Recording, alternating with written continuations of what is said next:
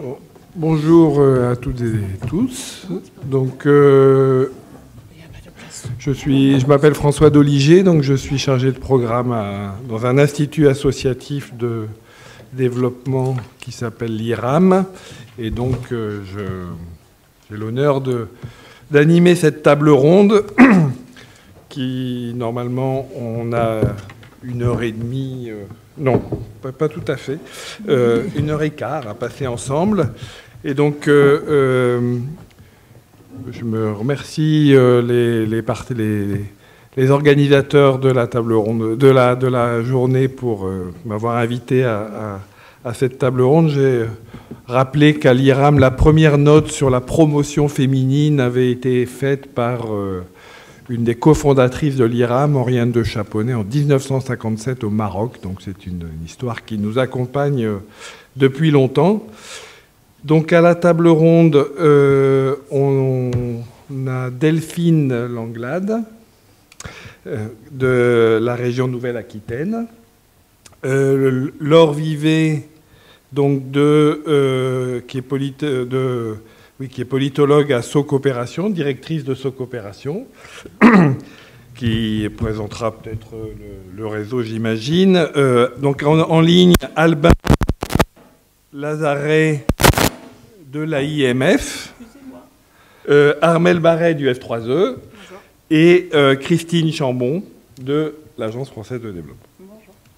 Voilà.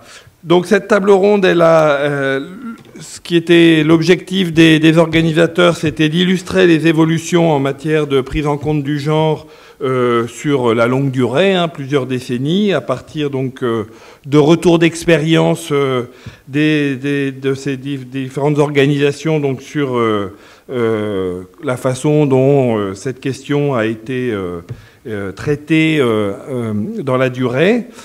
Donc chaque intervenant aura 10 minutes pour présenter un peu sa synthèse. On croisera les points de vue et puis on aura un échange avec la salle en espérant qu'on tienne le programme.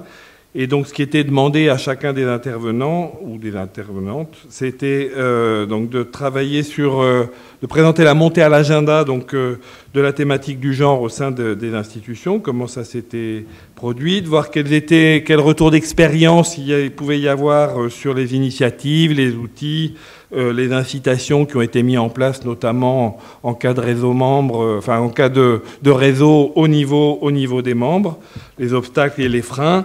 Des exemples inspirants et des perspectives futures. Donc tout ça en 10 minutes. Donc ça va être chaud pour chacun des intervenants et on compte sur vous. Donc je vous propose qu'on prenne directement, qu'on rentre dans le sujet, dans l'ordre qui était celui de l'agenda. Donc Delphine, est-ce que vous acceptez de démarrer? Merci beaucoup. Je vous passe le micro. Alors, est-ce que vous m'entendez? Ouais. Donc, bonjour à tous et toutes. Merci Elisabeth de m'avoir proposé de participer à la table ronde. Donc, alors, moi, je vais parler de ce que fait la région Nouvelle-Aquitaine dans le cadre de ses coopérations décentralisées pour la prise en compte du genre et comment ça a évolué. Alors, je ne vais pas remonter plusieurs décennies en arrière, je m'excuse, j'ai peut-être mal compris la demande, mais néanmoins, je vais remonter quelques années en arrière. Donc, donc la région Nouvelle-Aquitaine a plusieurs zones de coopération décentralisées dans le monde et dans les pays dits du Sud, sur lesquels nous travaillons beaucoup sur le développement agricole et l'agriculture familiale. Donc de fait, si on s'arrête à une considération très basique, nombre de femmes, nombre d'hommes touchés, qui était la seule considération qu'on avait il y a quelques années, on peut dire qu'on travaillait beaucoup en faveur de l'égalité homme-femme, puisque la majorité des bénéficiaires, la majorité sont des femmes. Par exemple, on a un projet d'appui à la filière caprine au Sénégal, où 98% des éleveurs sont des éleveuses. Mais ce n'était pas l'objectif principal. On pourrait appeler un objectif spécifique, du coup, plutôt sur les marqueurs si j'ai bien suivi la présentation précédente. Également dans l'appel à projet développement solidaire que la région Nouvelle-Aquitaine lance chaque année, on a un critère d'analyse des dossiers qui est la prise en compte du genre, mais qui s'arrête au nombre de femmes touchées et au nombre d'hommes touchés. Donc on est vraiment sur le b.a.-ba, on n'a pas... Voilà. Donc on m'a demandé de parler des évolutions. Alors, ce que je peux vous dire, c'est qu'en 2018, la région Nouvelle-Aquitaine, comme beaucoup de collectivités en France, en 2017, la région Nouvelle-Aquitaine a signé la charte européenne pour l'engagement des institutions publiques pour les femmes, pour les droits des femmes. Donc en 2018, il y a eu un plan réalisé l'égalité qui a été voté par les élus, qui est toujours en cours aujourd'hui et qui ciblait 4 types de discrimination: le handicap, le genre, l'orientation sexuelle et l'origine. Et pour mener contre ces 4 discriminations des politiques dans l'ensemble de ces politiques sectorielles, donc coopération internationale y compris. Donc c'est-à-dire que chaque année, on fait un bilan de ce qui a été fait dans cet ordre-là. Alors, vous allez me dire, c'est du déclaratif, c'est quelque chose, c'est de l'affichage, entre guillemets. Ça peut, mais ça dépend comment on s'en saisit. Donc nous, à la direction de la coopération, on a décidé de s'en saisir un petit peu quand même, puisqu'en 2020, on a demandé à une stagiaire de faire un diagnostic de comment le genre et l'égalité femmes-hommes étaient pris en compte dans nos programmes de coopération décentralisée. Alors le diagnostic a été sans... Comment on appelle ça sans concession. Voilà, merci. Sans concession, puisque elle a montré que le genre n'était jamais l'objectif principal de nos programmes mis en œuvre dans le cadre de nos coopérations décentralisées. Il n'était pas non plus l'objectif principal de l'appel à projet développement solidaire. Il n'était pas inscrit dans aucun des accords cadres qu'on a avec nos zones de coopération. Et qu'on mettait en avant le genre, mais bon, comme beaucoup de structures qui mettent en œuvre des projets, aussi en réponse aux demandes des bailleurs de fonds, qui était une incitation en fait à mettre en avant la prise en compte du genre.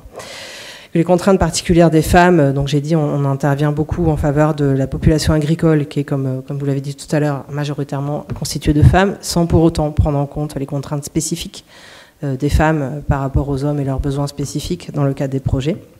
Et enfin, petite cerise sur le gâteau, la plupart des salariés qui mettaient en œuvre nos projets sont des hommes. Étaient à l'époque en tout cas des hommes dans l'ensemble des pays. Donc voilà, comme je vous le dis, un diagnostic sans concession. Donc nous on s'est dit, bon bah c'est bien, on a beaucoup de choses à améliorer, on va pouvoir beaucoup de défis à relever.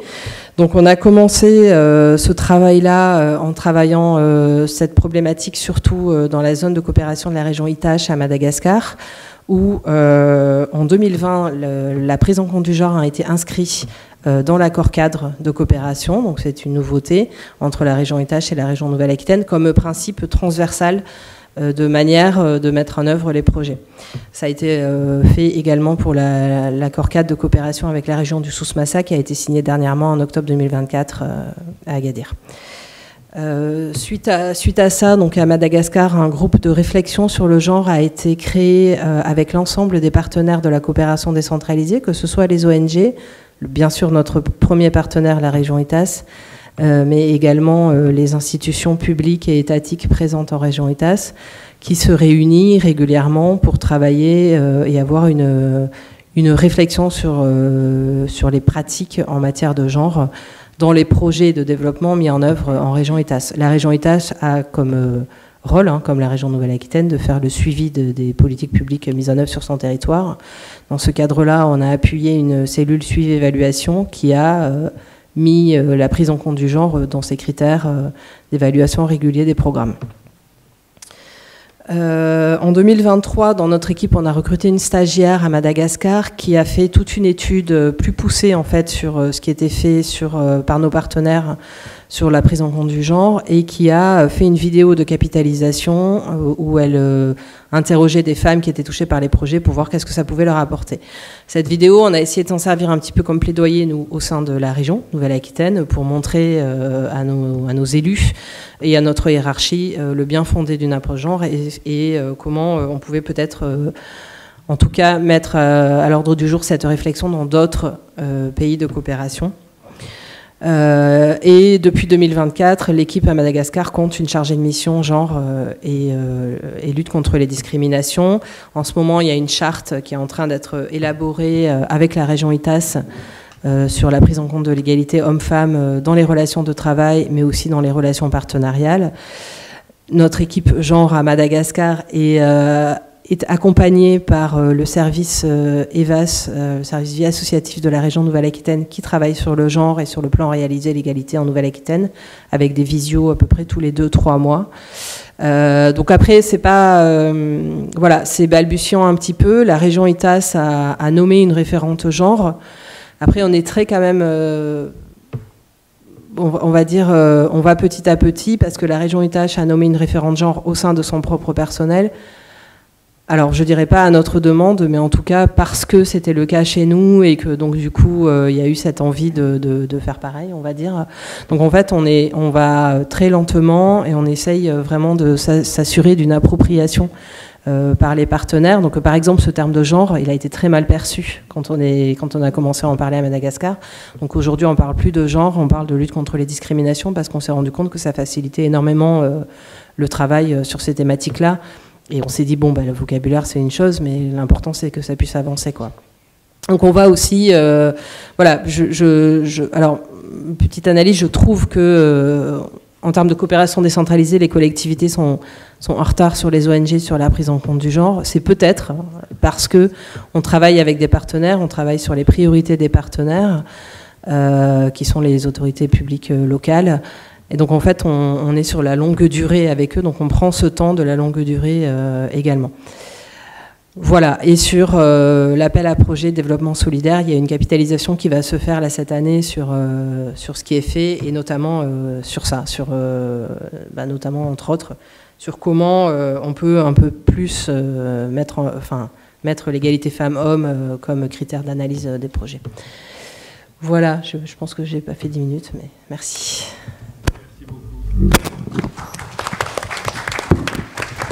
Merci Delphine. Non, temps respecté, ambition de haut niveau, donc vous mettez la barre très haut pour démarrer. Merci beaucoup, Laure. Ah bah très bien, pardon. Oui. Bonjour à tous et à toutes, j'espère que vous m'entendez bien. Merci beaucoup pour l'organisation de cette journée de restitution. Merci beaucoup d'avoir invité Socopération à participer à cette table ronde. Peut-être quelques mots rapides sur Socopération. Socopération est le réseau régional multi-acteurs qui regroupe l'ensemble des acteurs, qui le souhaitent en tout cas, qui sont engagés dans la coopération et la solidarité internationale en Nouvelle-Aquitaine. Qui dit multi-acteurs dit un réseau qui a différents collèges. Nous avons bien sûr le collège associatif, le collège des collectivités territoriales, le collège des acteurs du monde de la recherche, donc organismes de formation, universités, le collège des acteurs économiques et entreprises notamment. Donc c'est un réseau qui regroupe environ une centaine de membres en Nouvelle-Aquitaine et qui a pour mission, qui a différentes missions, parmi lesquelles notamment l'accompagnement des acteurs sur le territoire de Nouvelle-Aquitaine pour développer leurs projets, pour monter en qualité dans les projets, mais également l'animation territoriale ou encore l'observation des dynamiques territoriales sur le territoire. Concernant le propos du jour, je voulais revenir en deux temps sur comment Socopération, sur les dernières années, a pu intégrer l'approche genre dans les outils et dans ce qui est proposé notamment aux porteurs de projets, aux acteurs de la région Nouvelle-Aquitaine, avant de passer rapidement, mais sur un petit constat, et puis défis et perspectives pour les années à venir. Concernant les principaux leviers d'avancement qui ont été, et les initiatives qui ont été développées par Socopération ces dernières années, un premier élément, un premier constat, ça a été que pour pouvoir accompagner les porteurs de projets, il fallait déjà qu'il y ait une montée en compétence des équipes en interne, parce que l'appropriation de l'approche genre, avant de faire de la transmission, il faut déjà qu'il y ait vraiment, que ce soit acquis par les équipes. C'est quelque chose, pour être tout à fait honnête avec vous, qui est toujours en cours d'acquisition. On est en formation constante à ce niveau-là, que ce soit via la formation interne, via des MOOC auxquels nous participons. Et ça a été, par exemple, un axe qui a été travaillé dans le cadre d'un programme, le programme 1% sur les services essentiels, qui nous a permis de pouvoir produire notamment un livrable sur la dimension genre dans les projets d'accès aux services essentiels, sur les différents outils que pouvaient mobiliser en fait les équipes des réseaux régionaux multi-acteurs pour accompagner les porteurs de projets. Nous avons également, en tant que réseau régional, de Nouvelle-Aquitaine, nous faisons partie d'une famille de réseaux régionaux au niveau national et nous avons des groupes de travail inter-réseaux qui nous permettent de pouvoir échanger sur nos pratiques. Et nous travaillons actuellement de manière collective sur des grilles de lecture genre qui pourraient être utilisées par les équipes des différents réseaux, mais également sur des grilles qui peuvent être proposées aux porteurs de projets pour pouvoir s'auto-diagnostiquer, s'auto-évaluer en amont du projet pour pouvoir faire un bilan à la fin du projet sur la montée en compétences qu'il peut y avoir. Donc c'est à la fois une double approche, permettre aux porteurs de projets de pouvoir mieux, via cette grille de lecture qui est adaptée par rapport aux ODD, de pouvoir s'auto-évaluer, et puis nous-mêmes en tant qu'évaluateurs d'avoir des éléments pour pouvoir juger et accompagner cette montée en compétences. Un autre outil, ou en tout cas une initiative qui a déjà été abordée, c'est la question des ODD. Les ODD à SOCOopération, c'est vraiment à la fois une boussole et une grille d'analyse, comme je l'ai déjà dit. Nous avons notamment développé depuis 2021 un incubateur qui s'appelle Odyssée, ODD plus loin IC, et donc c'est vraiment ça qui dirige l'incubateur, la boussole. Ça va être l'accompagnement de projets sous le prisme des ODD, et donc cela a permis d'intégrer en fait des formations spécifiques qui ont permis d'avoir une approche transversale des projets et qui ont permis d'intégrer les 12 ODD qui ont été présentés initialement, donc le 5 et le 10 sur l'égalité entre les sexes, et puis finalement la réduction des inégalités. Et donc cette approche globale et transversale des ODD va nous permettre finalement de venir questionner pour chacun des projets que nous accompagnons sur le territoire de la Nouvelle-Aquitaine cette prise en compte notamment mais pas que, mais de l'approche genre. Et donc au-delà de la sensibilisation, là on est vraiment dans une tentative ou d'un accompagnement pour la transformation des pratiques des porteurs de projets sur ce qui est présenté.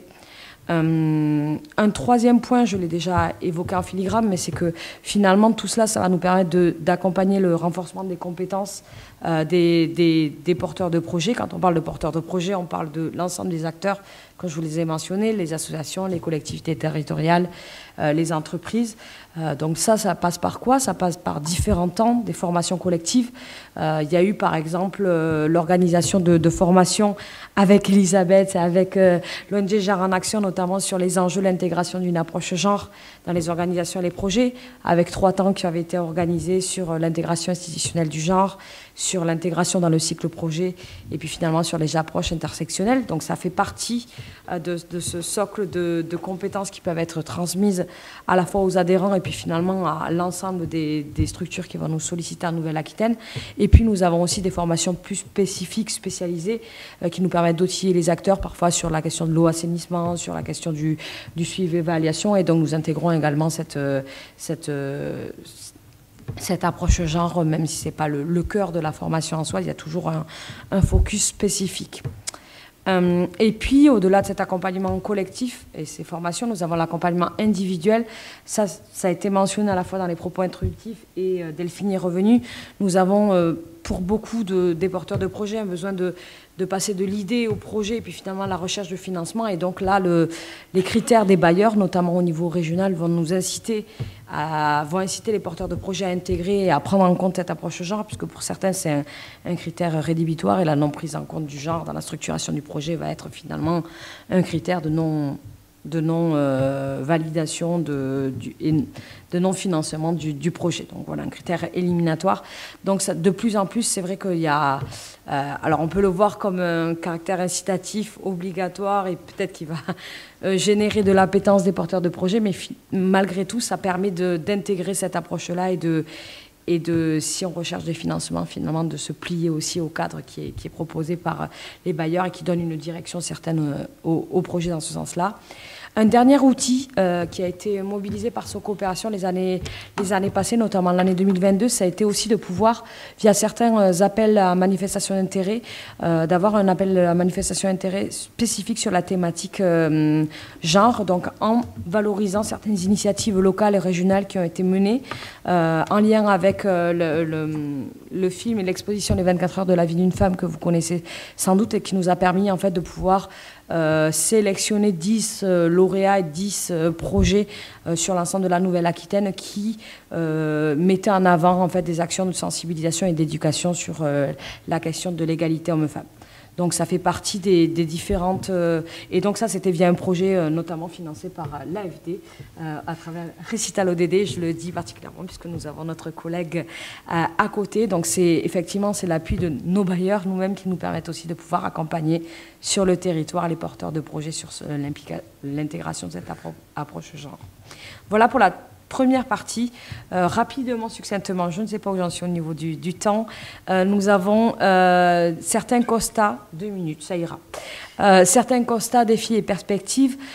Si on prend grosso modo de l'année 2024-2025, nous avons accompagné 28 projets, ce qu'on appelle au fil de l'eau, 10 projets au sein de l'incubateur, et nous avions seulement, en tout cas, 3 projets dont c'était l'objectif premier, l'objectif principal, c'était donc à destination des femmes avec de l'AGR.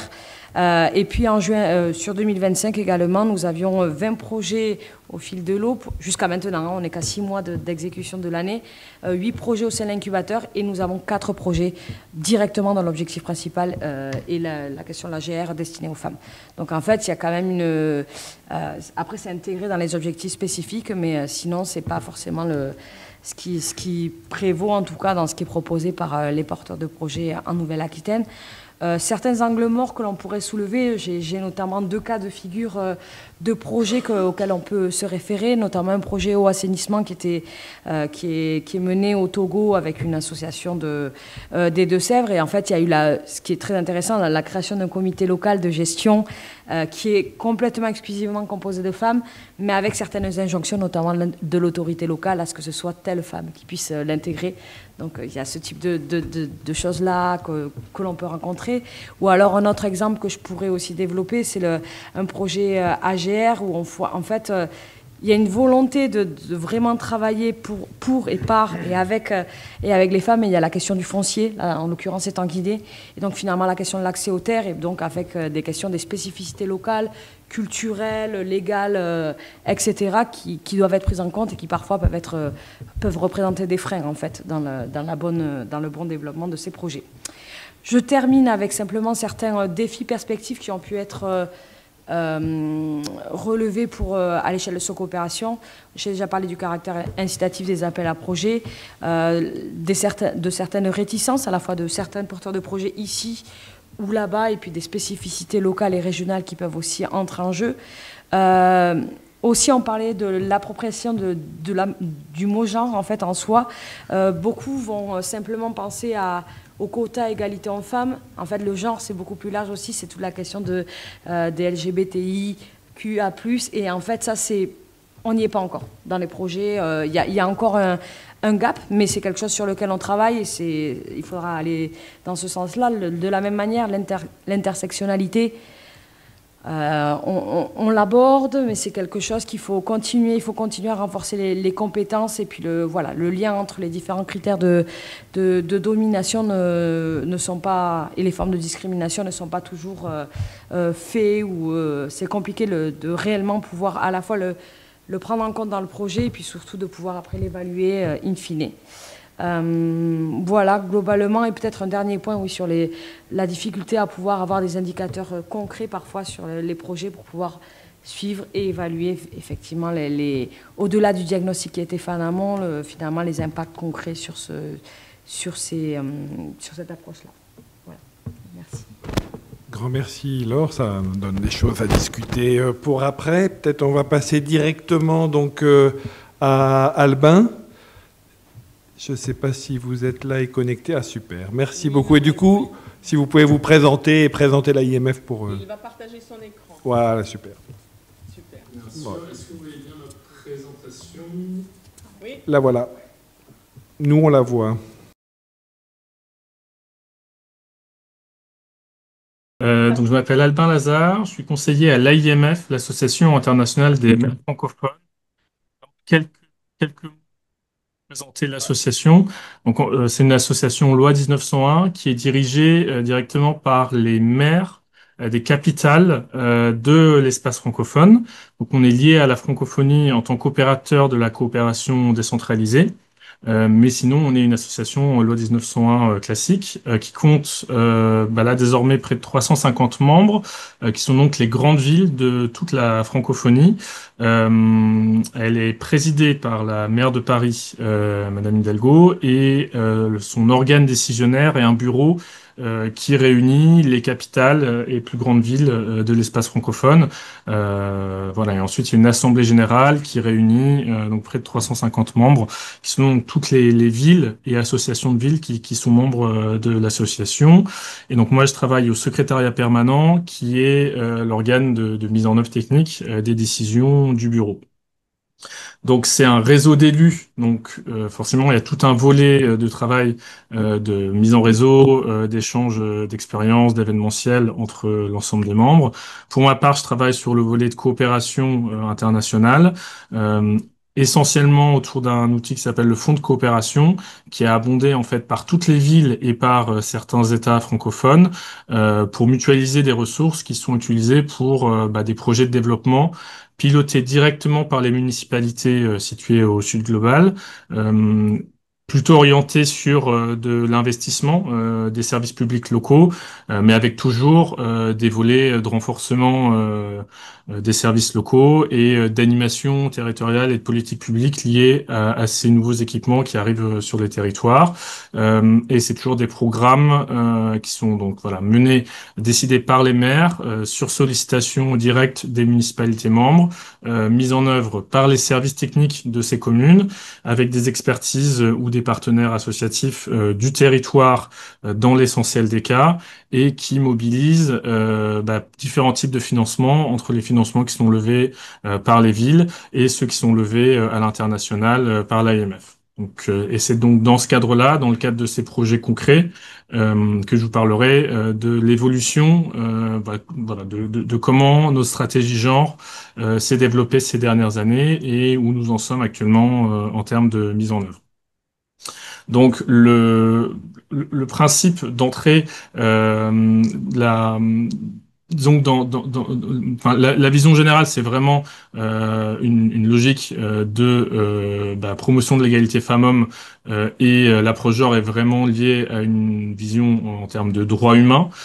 C'est l'entrée prioritaire qui part du principe que les collectivités territoriales, par leur action de proximité en particulier dans les services publics qu'elles développent, peuvent avoir un impact direct sur l'égalité femmes-hommes dans les territoires, vraiment dans leur politique auprès des usagers, des habitants, mais on travaille aussi sur les approches d'égalité qui sont développées en interne au niveau des municipalités en tant qu'employeur.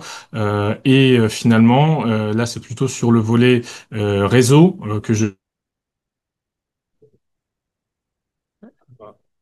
connais moins, mais il y a un travail renforcement de capacité et de mise en valeur dans nos différents éléments, dans un contexte je dirais de féminisation très progressive, mais quand même assez marqué au niveau des villes capitales sur les fonctions publiques, avec un nombre de maires élus locaux de grandes villes qui a augmenté ces dernières années et qui a permis de donner une impulsion au niveau de l'AIMF. Voilà, peut-être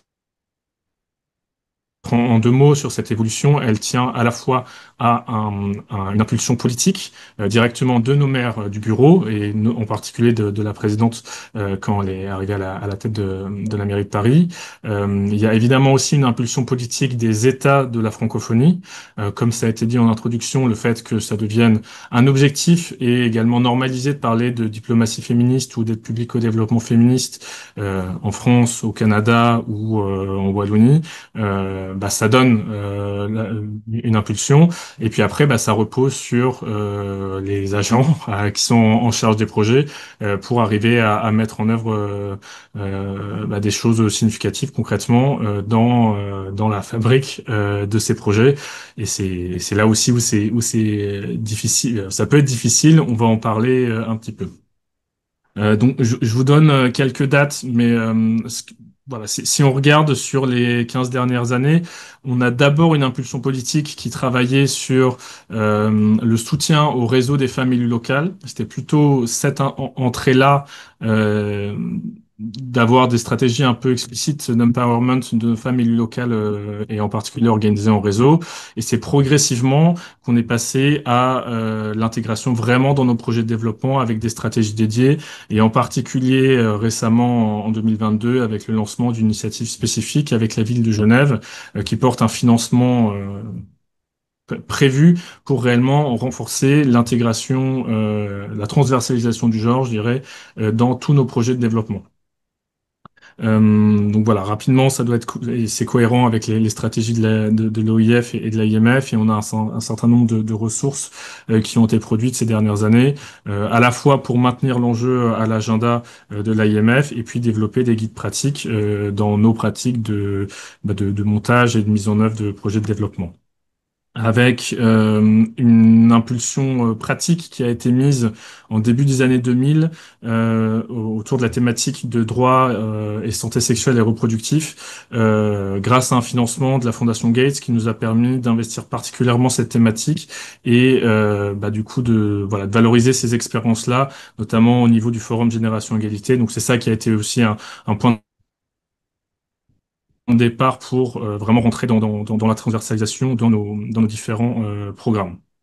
Donc, je vais faire une focale rapide sur ce partenariat qui a permis à la fois de mettre en œuvre un diagnostic à l'échelle du réseau et de travailler à développer des outils spécifiques pour toutes nos villes dans le montage de leurs projets et puis aussi nous, au niveau du secrétariat permanent, dans l'analyse et le renforcement des projets qui nous arrivent des municipalités et puis mise en place d'un prix financier aux bonnes pratiques identifiées qui est surtout un objectif politique en fait de valorisation des belles pratiques identifiées dans le réseau, qu'elles soient financées par la IMF ou pas, pour avoir au niveau de grands événements, nos congrès annuels, des choses comme ça, et puis aussi en termes de communication, une valorisation de la thématique, la rendre plus visible parce que au-delà de ce qui se passe déjà dans l'opérationnel.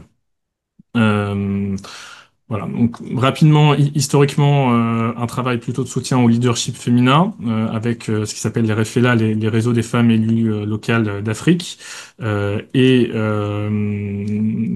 donc un travail, pardon, plutôt sur le renforcement des élus locaux, puis ce diagnostic qui nous a permis d'identifier quels étaient les principaux besoins des services techniques des villes avec qui on travaille pour développer leur approche genre. Alors on parle plutôt de grandes villes, mais on voit quand même globalement que malgré l'évolution je dirais, au niveau de ville capitale avec un nombre de femmes élues locales plus important et représenté à notre bureau, voilà, on a une féminisation qui est vraiment très très relative des exécutifs et des têtes d'administration et des équipes genre qui peuvent être assez isolées ou en difficulté pour vraiment avoir un impact de transversalisation des différentes politiques publiques, des différents services qui sont mis en œuvre sur le terrain et un souhait de renforcer les capacités, de fournir des outils et d'aider un peu dans la mise en réseau.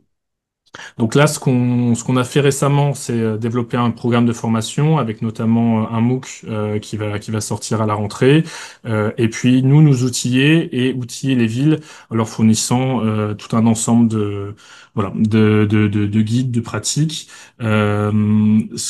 Quel impact ça a eu récemment sur notre réseau si on reprend le marqueur genre du CAD, on voit qu'avant cette initiative, on avait quand même 80% de nos projets qui étaient considérés marqueur zéro en genre, où on a réduit à 50%, et donc on a environ 50% de tous les budgets qu'on lève qui sont soit marqueur 1, soit marqueur 2, et ça on a réussi à le faire en systématisant une analyse genre dans l'analyse des projets qui nous arrivaient, en sécurisant une ligne expertise genre pour renforcer cette approche-là à minima en transversalisation dans tous les projets qui nous arrivent, et puis en financement prioritairement des projets marqueurs 2.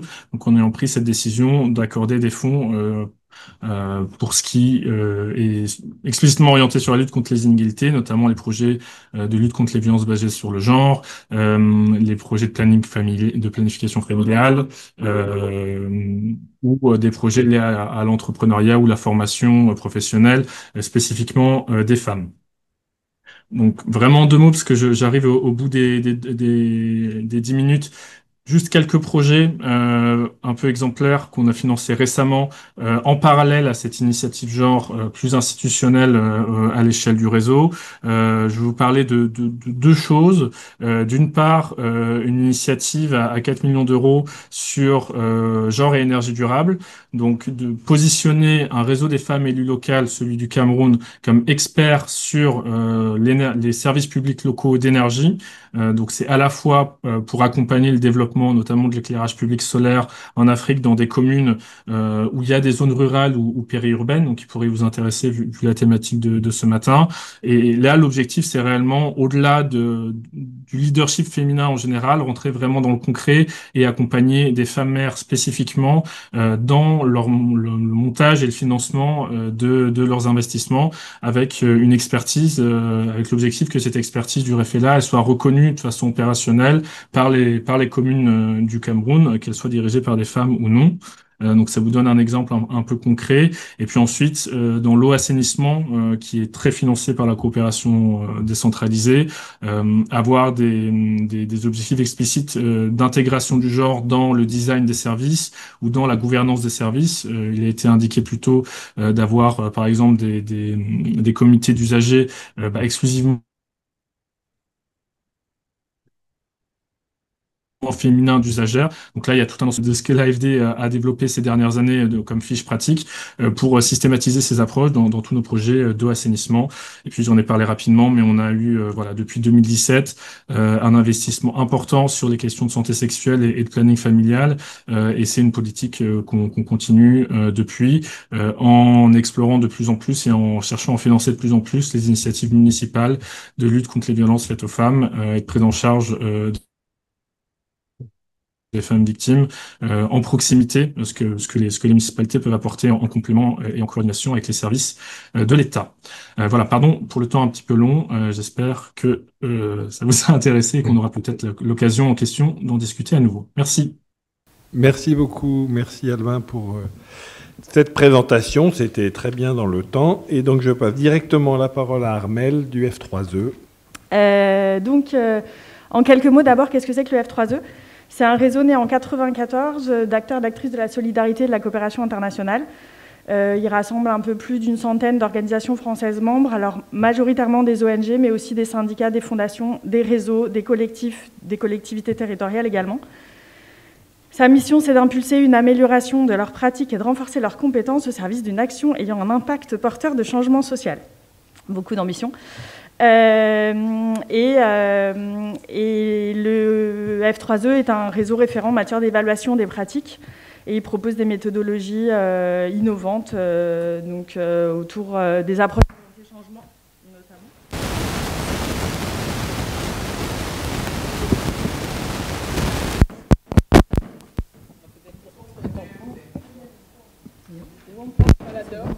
Vas-y. C'est bon ? Oui. Ok. Donc, des approches orientées changement, notamment de l'approche genre, entre autres, démarche qualité, etc.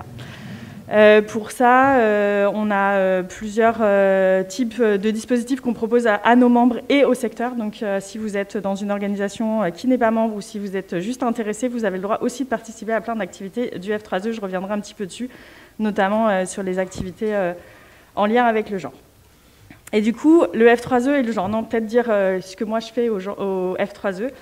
Je suis référente genre, notamment. Je suis aussi responsable de programme et coordinatrice transversale sur les questions de communication et de vie du réseau, donc un peu multicasquette. Donc le F3E et le genre. Je vais faire cette petite présentation en 3 points. D'abord, l'évolution interne au sein du F3E, puis l'évolution du secteur à partir de ce que moi j'en vois, évidemment. Et enfin, ce que le F3E propose sur le genre en cette période de backlash, puisqu'on peut le dire comme ça. Alors, l'évolution interne, quand je suis arrivée au F3E en décembre 2014, donc ça fait quand même un petit peu plus de 10 ans, quand je parlais de genre dans l'équipe, c'était un petit peu compliqué. C'était, non mais nous, on travaille sur la méthodologie, pas sur la thématique des femmes. Ou alors, on fait de la méthodologie, on n'est pas militant. Donc ça, c'était les bons jours. Les autres, j'avais le droit au mieux à des haussements d'épaules, voire à des blagues ou des moqueries.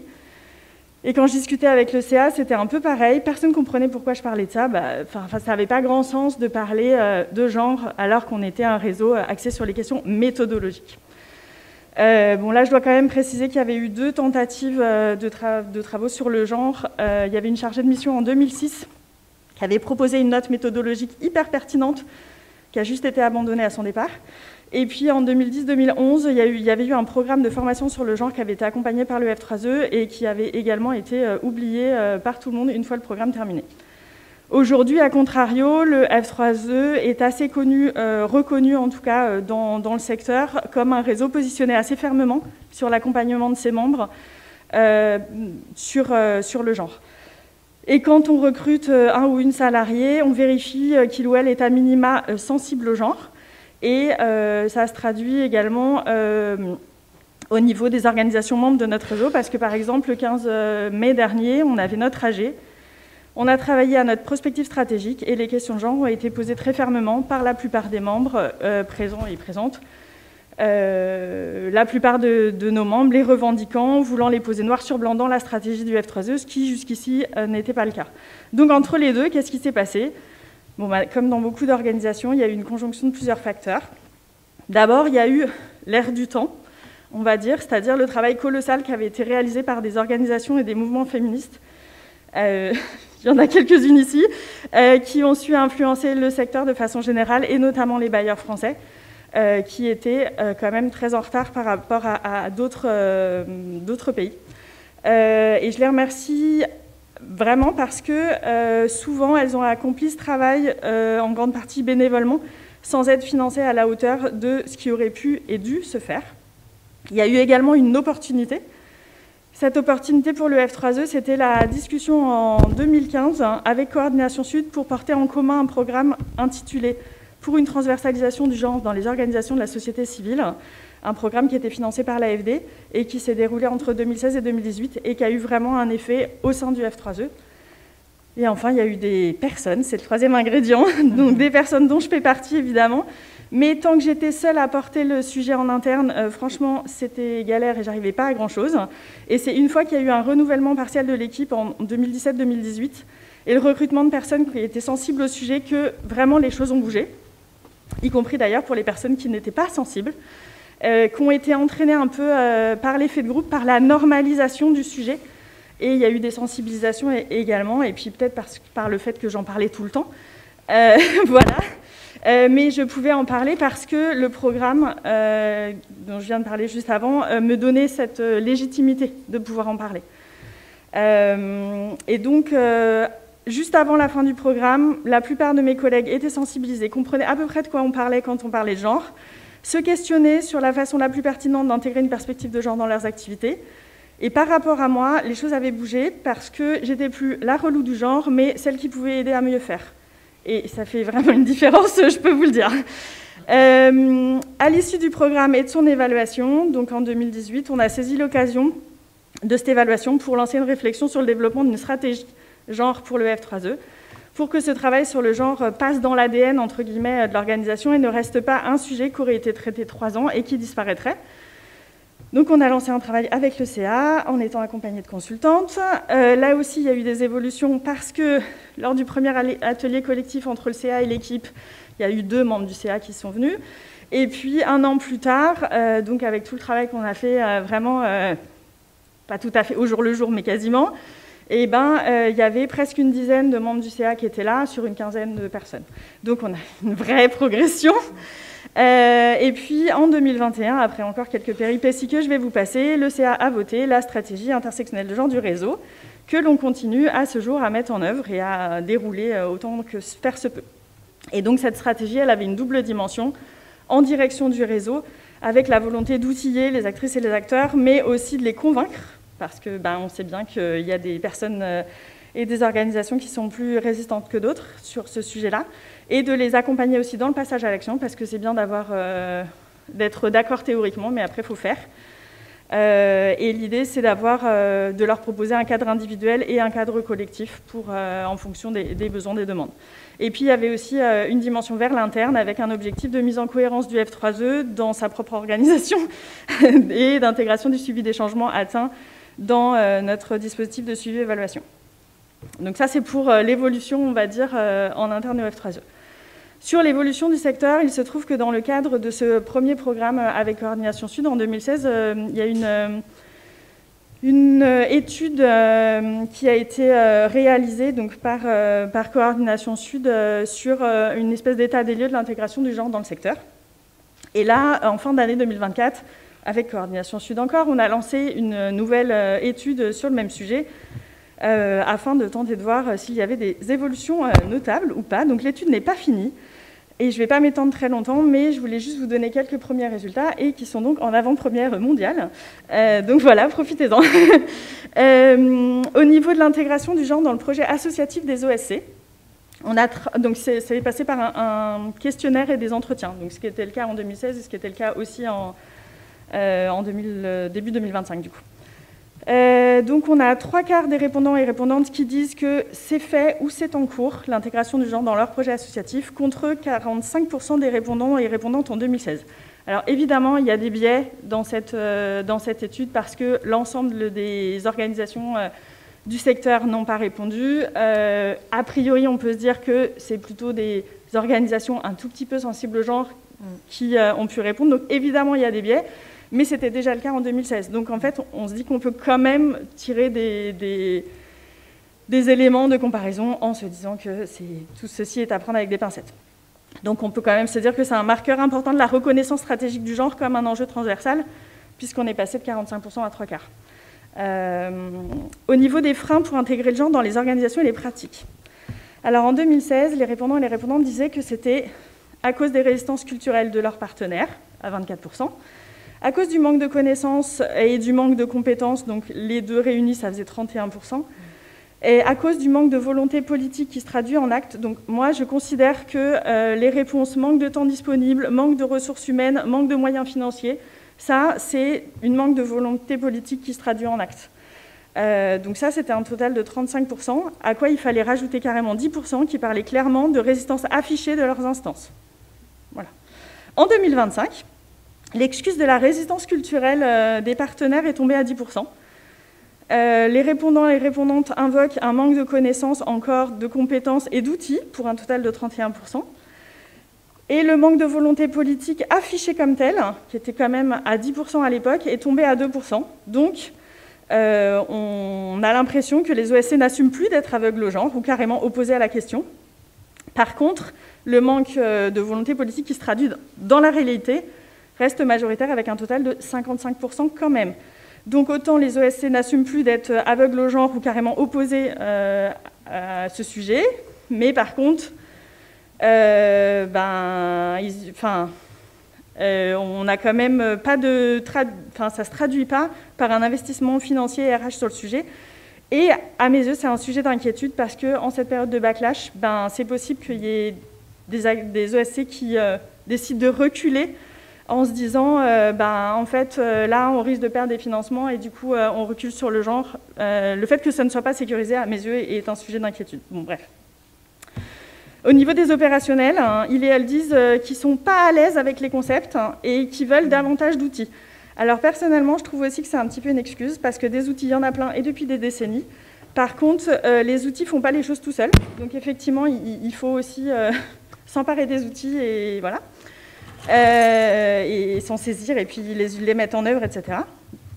Et puis sur les approches mobilisées, en 2016, c'était majoritairement l'approche femmes et développement qui primait et qui a pris du recul aujourd'hui pour laisser plus de place à des approches genre plus multifactorielles, voire intersectionnelles.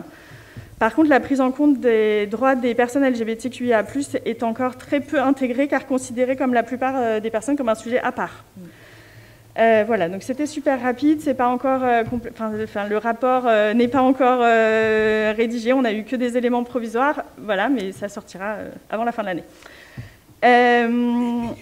Ok, alors très rapidement, ce que le F3E propose pour soutenir le genre en période de backlash. Alors, il y a des choses au niveau des activités, donc en direction des membres et du secteur.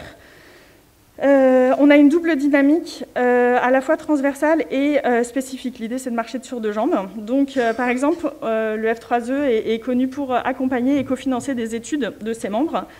Donc, dans les études classiques, on a une relecture systématique des termes de référence avec un regard genre. Et comme on s'est rendu compte qu'il y avait une certaine évaporation du genre entre les termes de référence et puis la note de cadrage proposée par les consultants-consultantes, ben maintenant on relie aussi des notes de cadrage pour remettre les questions de genre au cœur. Il y a aussi des études spécifiques genre qui sont mises en place depuis 2019 et on en a réalisé presque 25. Il y a eu une revue transversale de toutes ces études qui a été élaborée l'année dernière et qui a donné lieu au renforcement de la dimension transformative justement de ces études genre et la dimension collective du travail autour de ça. Pour les formations, on a intégré un module genre pour poser les concepts de base dans toutes les formations sur la capitalisation, l'évaluation, quoi que ce soit. Et on veille à ce qu'elles soient toutes au moins sensibles au genre. Et on a mis en place des formations spécifiques sur mesurer le genre, c'est-à-dire comment mettre en place un dispositif de suivi d'évaluation sensible au genre. On a également mis en place des communautés de pratique et des ateliers spécifiques dédiés au genre avec diverses modalités. Ça peut être en présence, ça peut être à distance, ça peut être sur différents sujets avec différents objectifs, partage de connaissances, résolution de cas pratiques, etc. Ça, à chaque fois, c'est ouvert à tous et toutes, donc si vous êtes intéressés, n'hésitez pas. Et puis cette année, on a lancé le Help Desk Genre avec une modalité coup de pouce, entre guillemets, quand on a des membres qui disent ben voilà, nous on voudrait vraiment travailler sur le genre, mais par contre on aurait besoin de quelqu'un pour nous aider à animer une demi-journée, est-ce que vous pouvez venir nous aider? Ben oui, on peut venir vous aider. Donc des choses de ce genre-là. Et puis aussi de la réponse à des questions par mail, par exemple, quand il y a des gens qui se posent des questions, qui sont un peu tout perdus, parce qu'on se rendait compte que de fait on le faisait. Et donc là on l'a posé. Voilà, et l'idée c'est pas de se substituer à la consultance ni à un travail interne de l'organisation, pardon, mais vraiment de débloquer des situations à certains moments, des petits coups de pouce, quoi. Et puis par ailleurs, on a intégré une perspective de genre intersectionnelle à notre méthodologie phare, donc les approches orientées changement, dans le cadre d'une expérimentation méthodologique sur 3 ans. Et là, la capitalisation de cette expérimentation méthodologique intégrant du coup une perspective de genre sort la semaine prochaine. Et on a plein de ressources disponibles sur notre site internet. Et je finis avec ça, c'est quand on a aussi vraiment essayé de faire plein de choses en interne, et on est en train de continuer à faire plein de choses en interne. On a mis en place une team genre, on a un module de sensibilisation pour toutes les nouvelles recrues, on fait des observations systématiques en réunion d'équipe, en CA, etc. On a fait un autodiagnostic genre et RH, on essaie de travailler sur ces sujets-là, et on lance cette année un premier travail sur les budgétisations sensibles au genre. Voilà. Désolée, c'était un peu long et rapide. Merci. Non, quand on fait beaucoup de choses, c'est pas facile à dire en peu de temps. Et je pense que pour Christine, ça va pas être facile.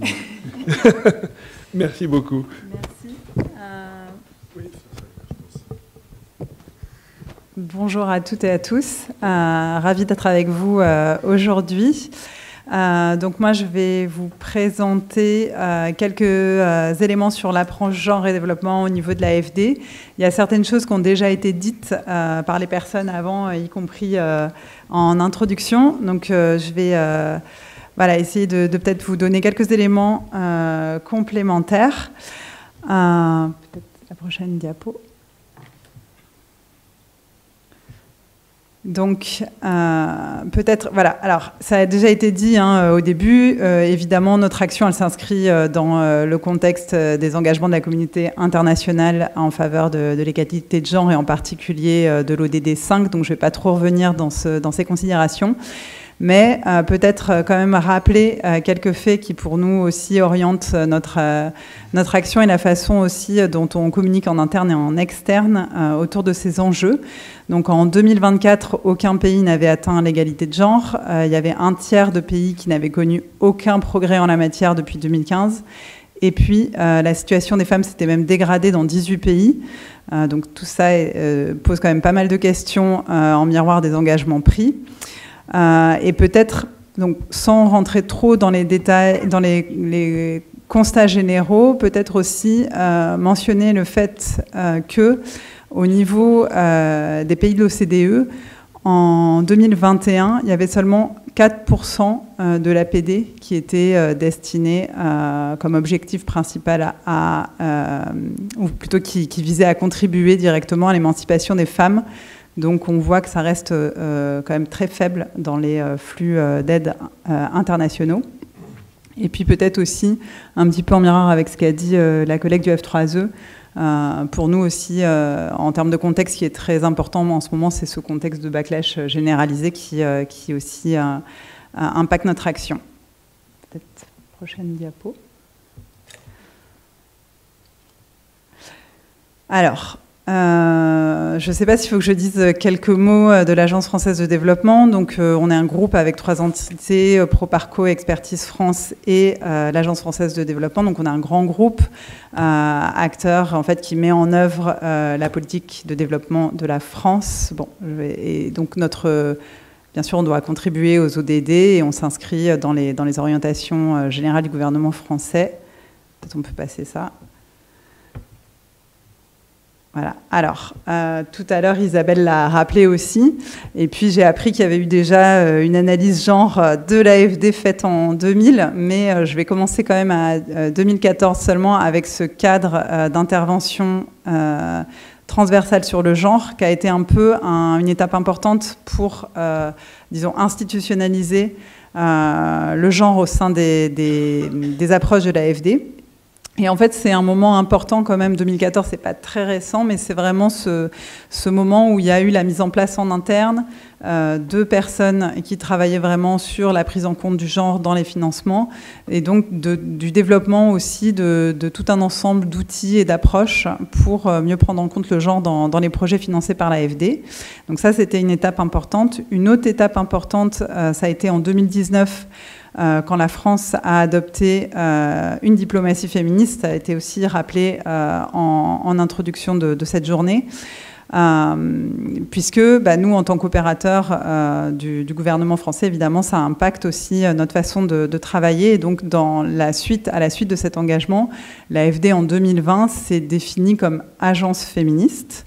C'est-à-dire qu'on a dit qu'on recherchait à promouvoir l'égalité de genre dans tous les financements de l'AFD. Et puis, donc ça a été vraiment aussi un moment important, même si ensuite, au-delà de le fait de le dire, ça demande aussi beaucoup de travail pour arriver à le traduire en actions concrètes. Et puis, autre étape plus importante, plus récente, c'est donc le renouvellement de la stratégie internationale de la France pour une diplomatie féministe qui a eu lieu en mars dernier. Et encore une fois, c'est un engagement renouvelé et important, et en particulier aussi dans ce contexte particulier du backlash. Prochaine diapo. Merci beaucoup.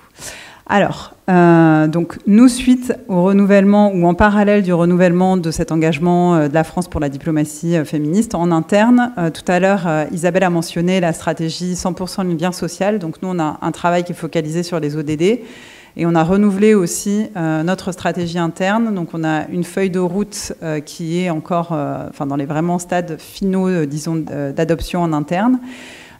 Et puis, ce qui est important pour nous dans cette feuille de route, c'est que, justement, on a essayé d'avoir un engagement renouvelé et aussi réaffirmé par rapport donc, à l'égalité de genre, donc de plus seulement parler d'égalité femmes-hommes, mais vraiment de parler d'égalité de genre, de traduire ça dans des approches renouvelées. Donc, on a vraiment... Dans cette feuille de route, on vise à adopter des approches dites féministes et transformatrices dans les projets. Donc vraiment aller au-delà de juste la question des bénéficiaires femmes et essayer de pousser des changements plus structurants. Ça a été mentionné aussi, nous, notre cadre de redevabilité, c'est par rapport on le mesure à l'aune du marqueur CAD sur le genre de l'OCDE.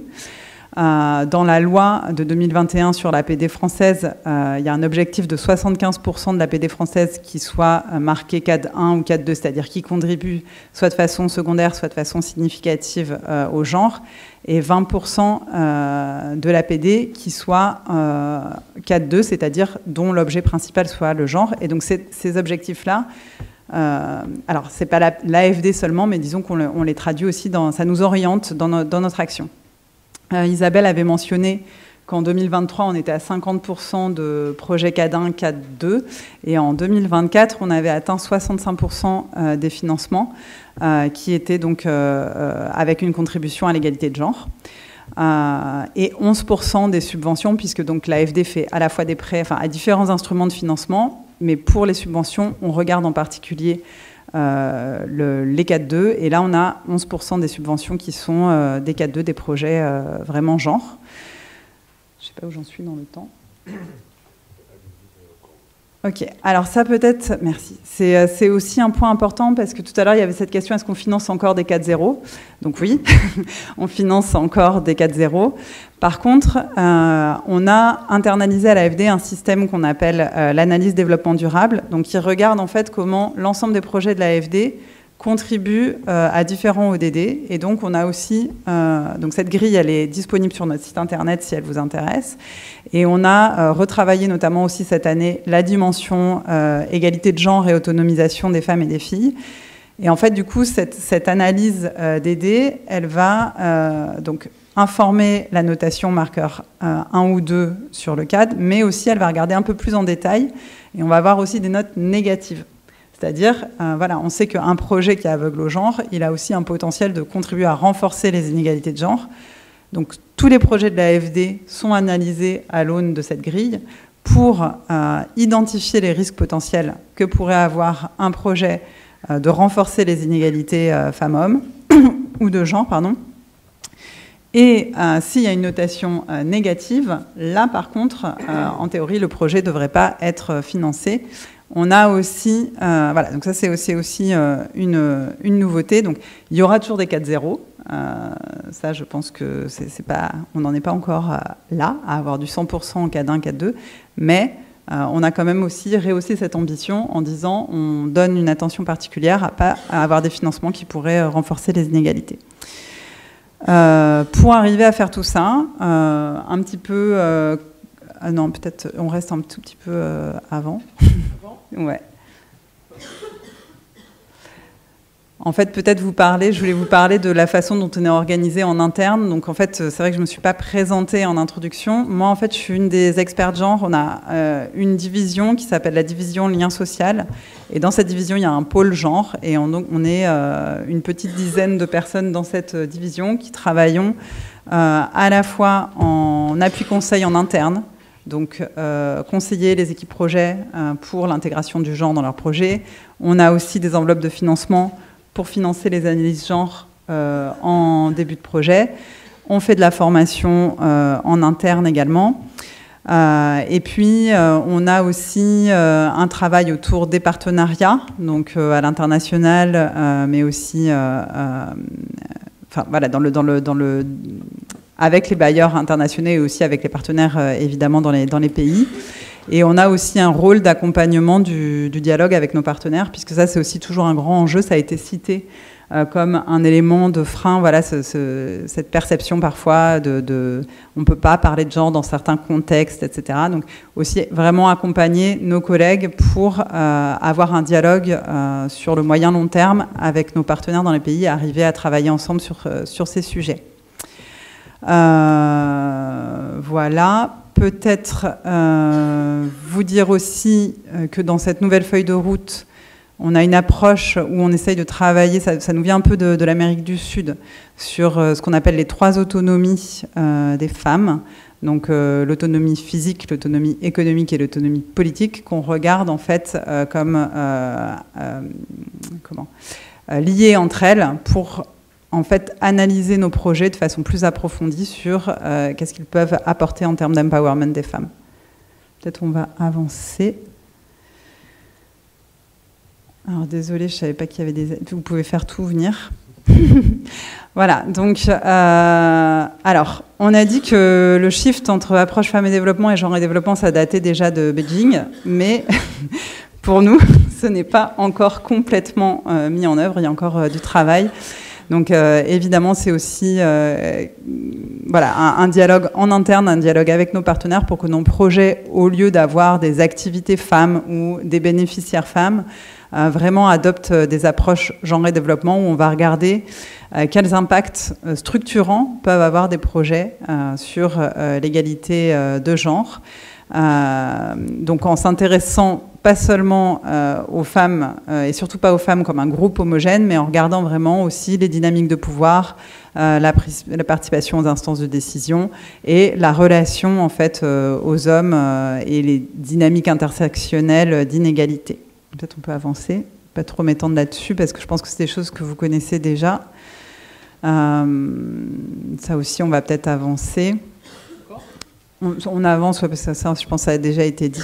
Alors, je voudrais vous parler peut-être de deux instruments de financement emblématiques de l'engagement de l'AFD en matière de genre. Donc, d'abord, c'est le FSOF, donc le Fonds de soutien aux organisations féministes, qui est copiloté par le ministère des Affaires étrangères et la France, et qui est vraiment un instrument aussi emblématique de la diplomatie féministe française. Comme son nom l'indique, il vise à soutenir les organisations de la société civile qui portent un engagement féministe, donc qu'elles se déclarent comme féministes ou pas. Donc, on comprend par organisation de la société civile féministe, on le comprend dans une façon très large. Peut-être on peut aller sur la prochaine diapo. Voilà, donc pourquoi c'est un engagement qui est important, en fait, à plusieurs titres. Donc là, évidemment, c'est des projets exclusivement, dont l'objet est vraiment l'émancipation des femmes et l'égalité de genre. Il y a eu plusieurs engagements donc, qui ont été pris notamment à l'occasion du Forum Génération Égalité. Donc, dans une première période, il y avait 120 millions d'euros quand même sur 3 ans et un engagement jusqu'à 2027 de 250 millions d'euros sur 5 ans.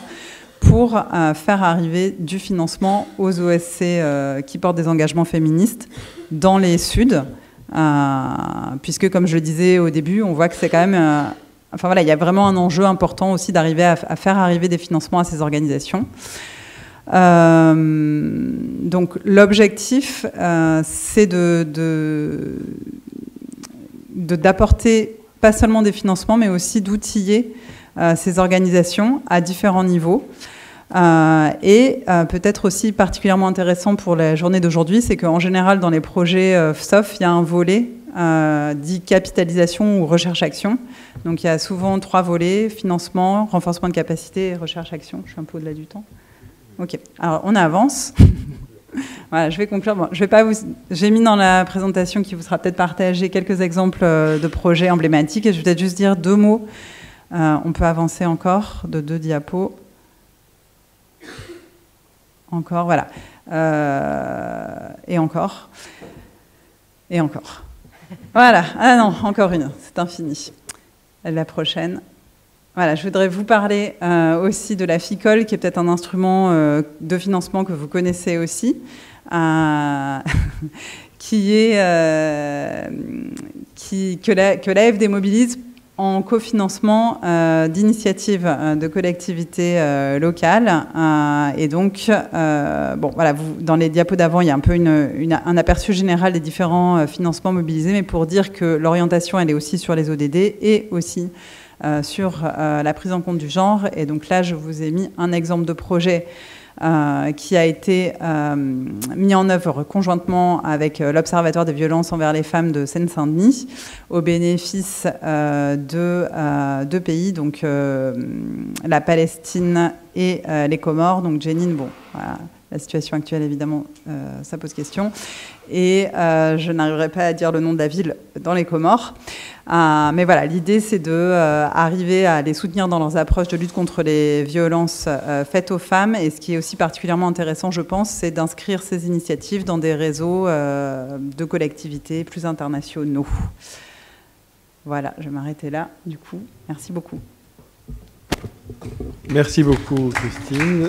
Merci à tous. Alors, je suis recadré par la présidente de séance, donc on va directement passer peut-être à une vague de questions, de commentaires de la salle, et puis comme ça on fera des interventions en conclusion, synthèse des intervenants après. Donc je ne sais pas qui souhaite prendre la parole, poser une question, faire un commentaire. On peut en prendre plusieurs pour lancer le débat. Merci. Moi, j'ai notamment une question pour l'AFD, mais ça peut être sans doute pour d'autres.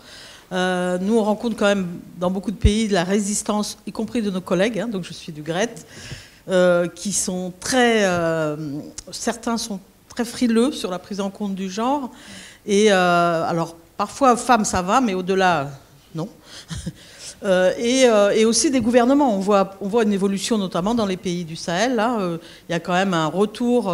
Le Sénégal, il y a de moins en moins de femmes. Il y a eu moins de femmes dans le dernier gouvernement.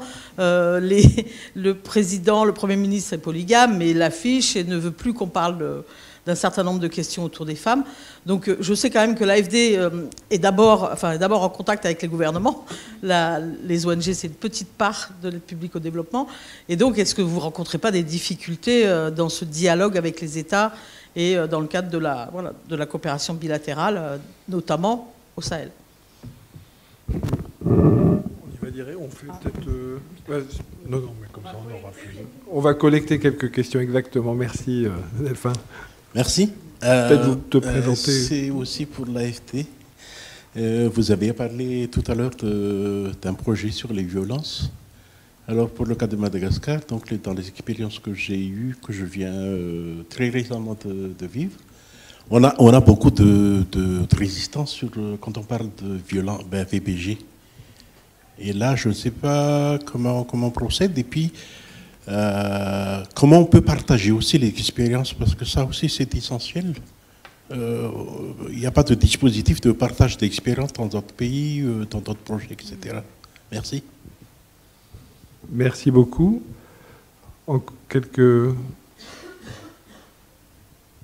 Si vous pouviez juste vous présenter en prenant la parole, ça serait super. Merci. Donc là, c'était Cécile Baudin et Delphin. Tu les avais présentés tous les deux déjà, mais pas tout le monde quand même. Oui, bonjour, je suis Flora Gelet, je suis consultante et notamment consultante genre sur un projet AFD dans l'océan Indien qui s'appelle RECOS. Et je voulais vous demander un peu, parce que vous avez notamment parlé du cadrage sur le genre, mais en ce moment, il y a aussi le nouveau référentiel sur les inégalités. Comment est-ce que vous articuliez ça? Parce que je pense que au-delà des outils, il y a vraiment cette question aussi du cadrage et qu'on retrouve toujours dans les projets. En fait, qu'est-ce que le genre? Comment est-ce qu'on lie ça à l'intersectionnalité? Est-ce qu'on parle d'inclusion? Voilà. Et je pense qu'en fait, ça crée aussi pas mal de flou. Donc, ce serait intéressant de voir comment les nouveaux référentiels de la politique d'aide publique au développement permettent d'articuler ces questions. Merci. La liste va être longue, hein. Non, mais tout le monde pourra réagir. Merci. Ok. Je suis Euphrosine Oguteivo et je suis étudiante dans la formation de la licence pro. Et je suis actuellement en stage à Quartier du Monde, Paris. Et je rédige mon mémoire sur l'intégration du genre dans le réseau Femmes du Monde. Donc ma question, c'est pour SO Coopération. Voilà, vous avez parlé dans vos projets d'un projet AGR que vous menez aussi. Donc ma question, c'est de savoir, est-ce qu'à la fin de ce projet, vous avez eu l'impression que la question de l'intégration du genre est avancée, ou est-ce que vous avez eu l'impression que cela peut rallonger le temps de travail pour les femmes? Qu'est-ce que vous avez fait dans ce projet pour qu'à la fin, on ne puisse pas le percevoir comme tel? Merci. Une dernière? Oui, alors aussi pour l'AFD, peut-être pour compléter la question de Cécile. Oui, les réticences au Sud, effectivement, on est dans une période de souverainisme. Mais également, en France, il y a eu une tribune il y a quelques mois, portée par Français, remettant carrément en cause l'APD, l'AFD, et en prenant des exemples de projets, notamment sur ces questions liées au genre. Donc voilà, comment l'AFD fait pour garder une politique aussi volontariste dans un contexte qui est plutôt, on a parlé de backlash. Bon, il y a François qui... Alors bon, tu es d'accord? Non, mais c'est toi la présidente de séance, très donc bref. Tu as tout le droit. En plus. Merci. Les questions vont être simples, mais peut-être avec des réponses complexes. J'ai entendu à deux reprises les résistances ou les freins culturels.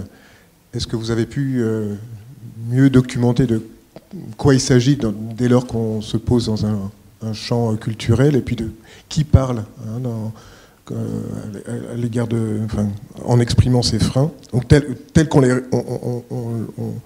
les comprend, on les interprète comme des freins. Et dans les types d'activités, j'ai entendu sur la lutte contre les violences basées sur le genre, l'entrepreneuriat, renforcement de l'entrepreneuriat, améliorer l'accès à la santé sexuelle et reproductive. Et vous avez mentionné à plusieurs reprises la non-représentativité des femmes dans les instances de décision, de pouvoir. Est-ce qu'il y a des actions concrètes sur ce type d'appui en renforcement de capacité, ou je ne sais d'ailleurs. Et puis à quel niveau où ça se passe. Et puis la question sur les réseaux féministes, qui semblent, il semble que ce soit les réseaux femmes élues locales ou les réseaux féministes, quelle part prend ces organisations ou ces réseaux dans la dynamique des projets de développement, et du coup, de leur côté, comment elles s'empareraient pour lever ces freins ou comprendre ces freins dits culturels, parce qu'on a des interprétations très occidentales quand on dit ça. Et également, comment elles orientent justement une meilleure participation dans ces organes de décision, parce que je pense que c'est les premières personnes que cela concerne. Bon, là, c'était François Enten de la direction scientifique du GRED. Merci. Il y a d'autres beaucoup. questions, mais je propose qu'on répond Voilà. et il y a la pause. Et puis après, il y a d'autres opportunités de poser des questions. Bon, je pense que tu peux commencer. Ouais. Merci. Merci beaucoup. Mais en fait, finalement, ces trois questions, elles font pour moi partie des éléments de réponse que je vais faire sur la façon d'adresser en fait ce défi, de porter ces sujets dans un contexte de recul généralisé, donc pas seulement au Sahel ou au Moyen-Orient, mais aussi effectivement dans les pays occidentaux et les pays de l'OCDE. Et puis c'est quelque chose qu'on observe, qui impacte aussi assez directement même les grandes organisations internationales. Donc, je ne vais pas parler de l'USAID évidemment, mais même on commence aussi à ressentir certaines choses au niveau de la Banque mondiale, etc. Donc il y a vraiment un contexte qui est pas, on va dire, facile. Mais c'est justement aussi comment on travaille là-dessus. Donc moi en plus je m'occupe du Sahel et je m'occupe d'une partie des projets qui ont été particulièrement visés par les attaques en Moyen-Orient, donc je peux en parler. Bon, en fait, pour porter ce dialogue, je pense qu'il y a un vrai enjeu justement de contextualisation, et la question que vous avez posée, c'est-à-dire d'où on parle. Et donc c'est aussi pour ça que j'ai voulu présenter le FSOF aujourd'hui, parce que c'est pour nous aussi vraiment un instrument important et intéressant pour identifier des alliances et identifier aussi des partenaires qui sont légitimes à porter ces questions et qui ont une expertise très forte de ces sujets. Voilà, on a parlé des mouvements féministes qui sont déjà engagés, qui ont leur propre réseau.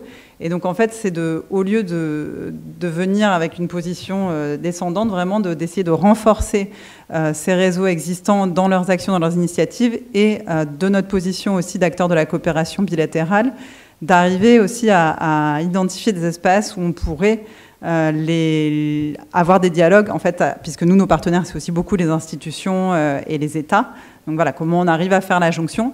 Je ne vais pas dire que c'est facile, c'est pas simple, et ça représente beaucoup de défis, et on a aussi beaucoup de résistance en interne, et un peu comme ce que disait aussi la collègue du F3E, le fait de dire il y a des résistances culturelles.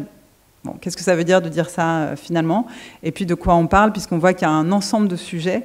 Donc par exemple, on va dire ah oui, mais la promotion des droits et de la santé sexuelle et reproductive, c'est culturel. Par contre, les mutilations génitales, ça oui, il faut lutter contre. Donc il y a toujours un peu des perspectives multiples, et donc c'est vraiment important, à mon sens, de inscrire notre action à la fois dans tous les cadres internationaux qui représentent, je veux dire, aussi l'aboutissement de luttes et de mouvements sur des années. Donc ces cadres-là, ils sont vraiment essentiels et clés pour nous, mais aussi pour nos partenaires sur le terrain.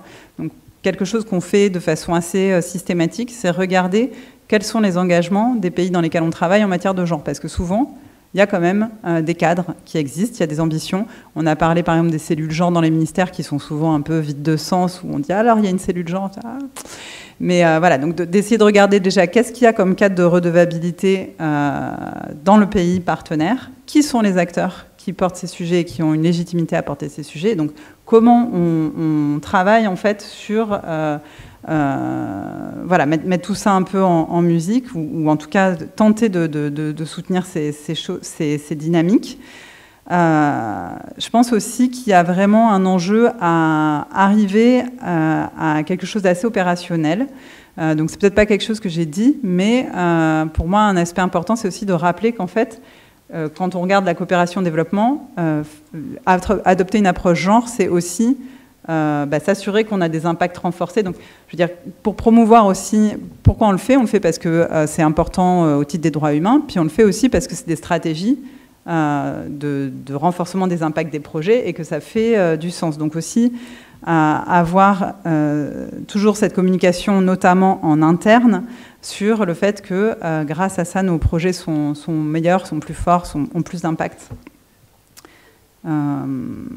Sur le Sénégal, j'y étais en mi-mai, justement, et peut-être je vais donner cet exemple.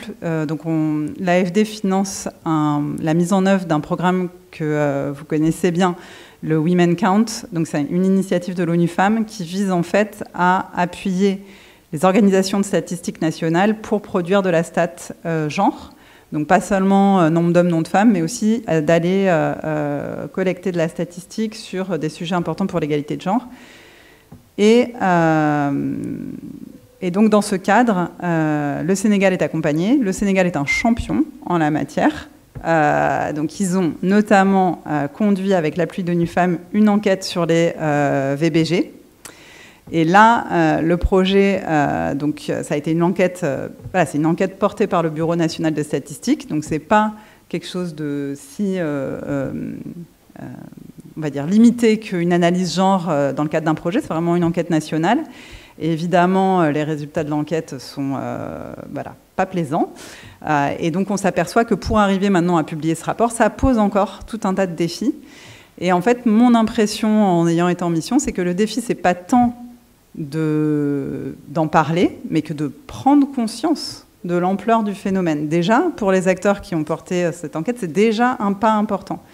Donc, oui, il y a du backlash, oui, on voit des choses contraires, mais par exemple, dans le cas du Sénégal en particulier, on voit quand même une panoplie d'acteurs qui sont super engagés, qui sont très, très compétents, avec des expertises très pointues, et qui portent les sujets et qui s'accrochent, en fait, dans un contexte de turbulence. Donc, c'est pour ça aussi que c'est important pour nous, au niveau de l'AFD, de les identifier et de les appuyer. Alors, pour Delphin, du coup, peut-être de regarder aussi sur le sujet des VBG, voilà, peut-être de regarder justement ce type d'enquêtes qui peuvent être faites, qui sont intéressantes. C'est vrai que les mots, c'est important. Je pense que plusieurs des collègues l'ont mentionné aussi. On parle de genre, il y a des résistances, des questions, une espèce de suspicion, voilà. Donc une autre approche qu'on essaie aussi de promouvoir en interne, c'est vraiment toujours d'adapter. Alors il ne faut pas changer le fond, mais il faut changer la forme. Donc où est-ce qu'on trouve des portes d'entrée? Comment on adapte notre discours? Donc par exemple, on ne va pas parler directement, je sais pas, d'éducation complète à la sexualité, mais on va y aller par palier en disant alors, est-ce qu'on parle de prévention, voilà, donc d'essayer de trouver toujours en lien comment on amène ces sujets sans renoncer à l'ambition. Et ça demande une connaissance fine des contextes et des acteurs. Donc encore une fois, toujours le lien avec d'où on parle, avec qui on parle. Après, j'ai oublié. Ah oui, sur la question des inégalités multidimensionnelles. Oui, alors en effet, comme je disais, on mesure, on évalue les projets à l'aune de différents ODD. Et on a pris un engagement aussi sur l'indicateur 10 et les inégalités multidimensionnelles. Donc, au sein de l'AFD, on est dans la même équipe avec nos collègues qui portent ces enjeux-là. Ça peut créer de la confusion, en effet. on est en train aussi, enfin c'est assez nouveau qu'on parle de ça maintenant, donc on est aussi en train en interne de réfléchir, de voir justement comment on met tout ça en cohérence, comment on actualise nos outils. Une des pistes évidemment qui est assez évidente, c'est les approches intersectionnelles qui permettent de regarder en fait pas les femmes ou les hommes comme des groupes et blocs homogènes, mais plutôt à travers différents prismes de discrimination, d'inégalité. Voilà, et donc c'est un peu un travail qui est en cours de progression, mais où il y a énormément de synergies et de choses qu'on peut déjà appuyer sur ces projets. Voilà. Merci, pardon. Armelle, vous vouliez compléter? Et puis un mot pour... Je voulais juste répondre à la question de François sur les freins culturels. J'ai l'impression que tu posais la question par rapport à ce que je disais, notamment qui parlait de ces freins culturels. Donc là, dans l'exemple que j'ai cité, c'était vraiment les répondants et répondantes qui sont issus d'organisations de la société civile française. Donc il y a des opérationnels, il y a des directions et il y a des membres de la gouvernance. Donc là, je ne vous ai pas fait le détail et je n'ai pas les chiffres en tête, mais voilà. En tout cas, ce sont des répondants et répondantes françaises qui disent... Non, mais on ne va pas parler de genre parce qu'il y a des résistances culturelles, des freins culturels là-bas, quel que soit le là-bas. C'est un peu quelque chose qu'on entendait surtout beaucoup, mais qu'on entend encore quand même. C'est chez nous, l'égalité est atteinte, mais pas là-bas. Et donc, c'est là-bas qu'il faut travailler là-dessus. Oui, mais on ne va pas toucher à la culture locale, les inégalités là-bas, c'est pas grave, c'est leur culture, c'est machin. Et du coup, c'est une façon de s'excuser et de ne pas poser la question, et travailler sur le sujet. Et c'est aussi oublier que partout, il y a des mouvements féministes sur lesquels on peut s'appuyer, avec lesquels on peut passer des alliances pour travailler sans... être taxé d'occidentaliste, tout ce truc de politique néocoloniale autour du genre, etc. Donc c'est peut-être... évidemment qu'il faut travailler avec les personnes des contextes, à partir des contextes locaux, voilà. Mais par contre, moi je considère qu'on ne peut plus, en tant que Français, dire non mais nous, c'est bon, mais là-bas, quel que soit le là-bas, les freins culturels sont là-bas. C'est ça, en fait, que je questionne fort. Voilà. Merci. Okay.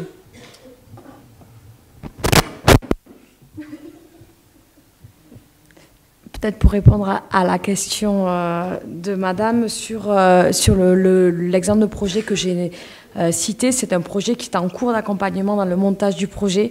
Donc effectivement, là, les éléments que je peux donner dans l'immédiat, c'est que oui, ça rallonge à partir de l'idée initiale sur l'élaboration et la rédaction du projet, cette question de l'accès au foncier, ça vient questionner aussi tout le lien qui peut être mis en place avec les politiques publiques, les autorités locales là-bas. Donc là, on est encore très en amont dans la conception du projet. Et donc, je pense, on espère qu'il y aura des impacts, mais là, on est plutôt sur, effectivement, du temps pris pour arriver à dénouer les fils pour rendre faisable, en tout cas, ce projet. Et sachant que nous, on est juste dans l'accompagnement de l'OSC et que ce n'est pas nous qui le mettons en place, ni que ceux qui sommes dans la conception, donc on est juste là sur l'accompagnement technique et méthodologique au montage et en intégrant en aidant à intégrer cette approche. Merci. Albin, vous vouliez dire un dernier mot, comme vous ne pourrez pas participer à la pause café avec tout le monde. Vous avez la main levée. Pardon, oui, merci beaucoup. Une réaction rapide, mais je suis entièrement d'accord avec les approches tactiques qui ont été abordées, c'est-à-dire d'une part chercher des alliés dans les territoires d'intervention et chercher dans les projets à ouvrir des portes pour des associations locales ou des expertes locales qui ont un engagement et un positionnement féministe, d'une part. D'autre part, il y a la stratégie de chercher à prioriser des financements qui intègrent explicitement l'approche genre, à la fois pour les arguments éthiques et de droit, et puis aussi avec une logique plus bassement pratique, de bien faire comprendre aussi à nos partenaires qu'il y a des enjeux de conditionnalité qui arriveront à court moyen terme, donc essayer de lier un petit peu les deux, et puis aussi entièrement d'accord avec l'approche de, voilà, dans toute mon intervention, j'ai parlé d'égalité femmes-hommes plutôt que de genre, Parce que pour reprendre vraiment une expérience très récente, on est en train de réorganiser notre commission genre avec le réseau. Et voilà, il y a une commune qui souhaite prendre des responsabilités dans cette commission et qui est inquiète par le terme genre a priori. Donc voilà, bien adapter le langage sans rien mettre de côté en termes d'ambition et en continuant à travailler avec des organisations féministes qui travaillent sur tout le spectre des enjeux, sachant que voilà, à notre niveau, en termes de travail intersectionnel, on n'en est pas là, quand même, et d'autre part, sur les questions d'intégration, de politique publique locale, d'intégration de personnes LGBTQIA+, c'est vraiment sur une base volontaire. Donc quand on travaille sur un grand réseau avec une grande diversité, il y a forcément des niveaux d'engagement et d'avancée sur différentes thématiques qui vont être très divers. Et voilà, chercher à adapter le langage et à maintenir des portes ouvertes à des organisations qui, voilà, dans le travail avec les villes avec qui on travaille, pourront pousser plus ou moins. Mais voilà, en trouvant un langage consensuel qui convient à tout le monde et qui permet d'avancer concrètement. Et puis juste une petite chose sur les stratégies qu'on développe. À notre niveau, on essaie de travailler les partenariats entre les associations nationales de collectivités locales, les réseaux fêtières généralistes et réseaux de femmes élues locales autour de projets ou autour d'initiatives conjointes, par exemple en amont d'élections locales. Voilà. En tout cas, pour essayer de créer l'expertise et maintenir, renforcer des expertises pour les collectivités et maintenir la question à l'agenda, travailler avec les fêtières, ça nous semble intéressant. Ça permet de maintenir un petit peu sur le long terme, malgré les cycles de projets, et de façon de plus en plus systématique dans tous les projets, on essaie d'intégrer un travail avec les fêtières pour les renforcer en général et pour mutualiser un petit peu des compétences sur le montage de projets au niveau local, et en particulier sur les thématiques genre. Voilà, quelques conclusions. Merci beaucoup. Merci beaucoup, merci Albin, merci à tous les intervenants pour ces échanges un peu contraints en temps, mais très intéressants. Et donc